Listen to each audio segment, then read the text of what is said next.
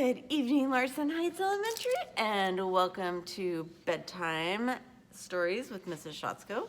Tonight, we are continuing on our saga with holes, and we are so close to done. We are on chapter 45, so let's get it going.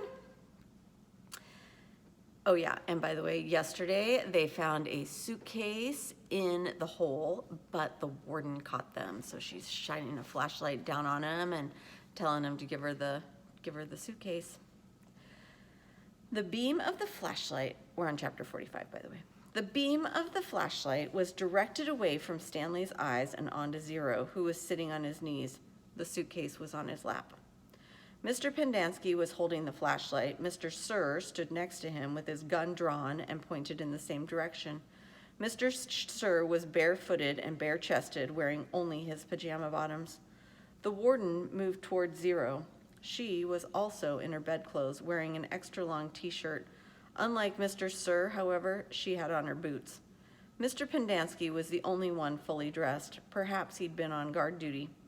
Off in the distance, Stanley could see two more flashlights bobbing toward them in the darkness.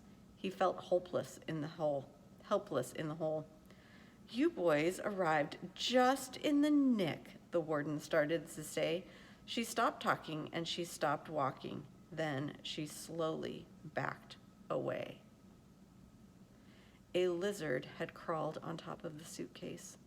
Its big red eyes glowed in the beam of the flashlight. Its mouth was open, and Stanley could see its white tongue moving in and out between its black teeth. Zero sat as still as a statue.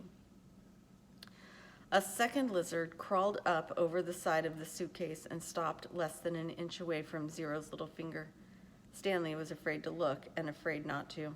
He wondered if he should try to scramble out of the hole before the lizards turned on him, but he didn't want to cause any commotion. The second lizard crawled across Zero's finger and halfway up his arm. It occurred to Stanley that the lizards were probably on the suitcase when he handed it to Zero. "There's another one," gasped Mr. Pendanski. He shined the flashlight on the box of frosted flakes which lay on its side beside Stanley's hole. A lizard was crawling out of it. The light also illuminated Stanley's hole. He glanced downward and had to force himself to suppress a scream. He was standing in a lizard nest. He felt the scream explode inside him. He could see 6 lizards.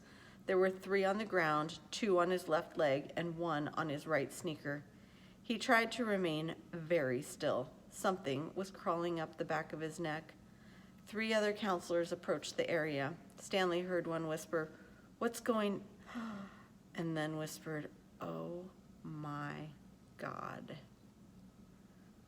"What do we do?" asked Mr. Pendanski. "We wait," said the warden. "It won't be very long." What do you think very long is? Very long for what? Tell the person sitting next to you. "Well, at least we'll have a body to give that woman," said Mr. Pendanski. "She's going to ask a lot of questions," said Mr. Sir, "and this time she'll have the AG with her." "Let her ask her questions," said the warden. "Just so long as I have the suitcase, I don't care what happens. Do you know how long—" Her voice trailed off, then started up again. "When I was little, I'd watch my parents dig holes every weekend and every holiday. And when I got bigger, I had to dig too, even on Christmas." Stanley felt tiny claws dig into the side of his face as the lizard pulled itself off his neck and up past his chin. "It won't be long now," the warden said. Stanley could hear his heartbeat. Each beat told him he was still alive, at least for 1 more second. I don't know, should we keep going? Okay. Chapter 46. 500 seconds later, his heart was still beating. Mr. Pendanski screamed. The lizard, which had been in the cereal box, was springing towards him. Mr. Sir shot it in midair. Stanley felt the blast shatter the air around him. The lizard scurried frantically across his very still body. He did not flinch. A lizard ran across his closed mouth. He glanced at Zero, and Zero's eyes met his. Somehow, they were both still alive, at least for one more second, one more heartbeat. Mr. Sir lit a cigarette. "I thought you quit," said one of the other counselors. "Yeah, well, sometimes sunflower seeds just won't cut it." He took a long drag on his cigarette. "I'm going to have nightmares for the rest of my life." "Maybe we should just shoot them," suggested Mr. Pendanski. "Who?" asked a counselor. "The lizards or the kids?" Mr. Pendanski laughed grimly. "The kids are going to die anyway." He laughed again. "At least we've got plenty of graves to choose from." "We've got time," said the warden. "I've waited this long. I can wait another few." Her voice trailed off. Stanley felt a lizard crawl in and out of his pocket. "We're going to keep our story simple," the warden said. "That woman's going to ask a lot of questions. The AG will most likely initiate an investigation. So this is what happens. This is what happened. Stanley tried to run away in the night, fell in a hole, and the lizards got him. That's it. We're not even going to give them Zero's body. As far as anybody knows, Zero doesn't even exist. Like Mom said, we've got plenty of graves to choose from." "Why would he run away if he knew he was getting released today?" asked Mr. Pendanski. "Who knows? He's crazy. That was why we couldn't release him yesterday. He was delirious, and we had to keep watch over him so he wouldn't hurt himself or anybody else." "She's not going to like it," said Mr. Pendanski.